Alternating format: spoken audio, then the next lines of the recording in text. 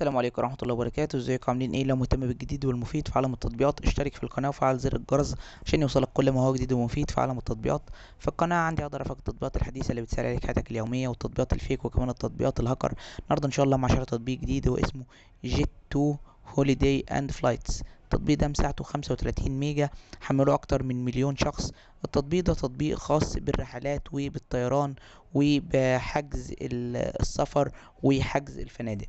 لو انت حابب ان انت تسافر، تغير جو، رحلة لوحدك، رحلة مع اصدقائك، رحلة مع اسرتك، هاني مول، رحلة مع زوجتك واولادك، فالتطبيق ده هيقدر يساعدك ان انت بتختار المكان اللي انت عايزه. التطبيق ده تطبيق اصلا انجليزي موجود في انجلترا، تقدر تختار منه البلاد اللي انت عايز تروحها.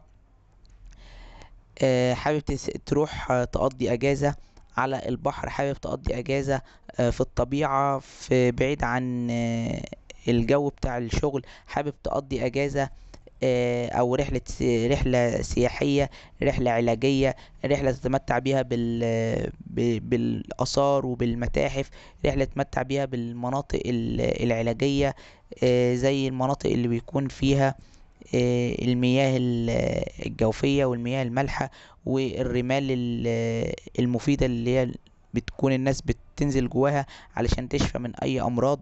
فالتطبيق ده هيساعدك على حسب الرحلة اللي انت عايزها، سواء بتختار تسافر مدينة أو بلد خارج إنجلترا أو داخل إنجلترا.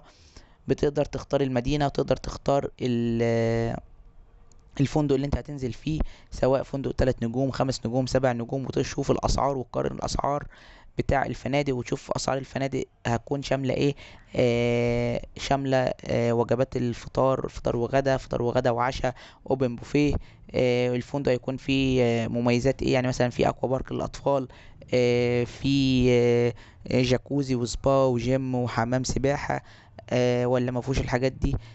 كمان بتقدر تعرف اسعار تذاكر الطيران، بتقارن بين شركات الطيران المختلفة اللي انت هتحجز عليها، وتقدر تشوف المكان اللي انت هتقعد فيه.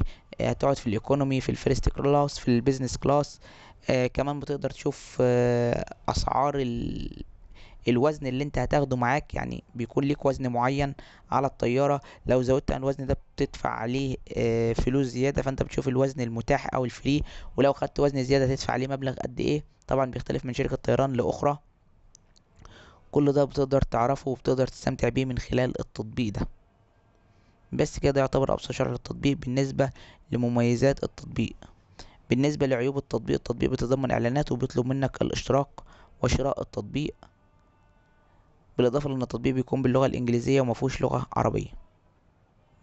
بس كده يعتبر ابسط شرح بالنسبه للمميزات والعيوب. لو عجبك شرح التطبيق يا ريت تدوس لايك للفيديو.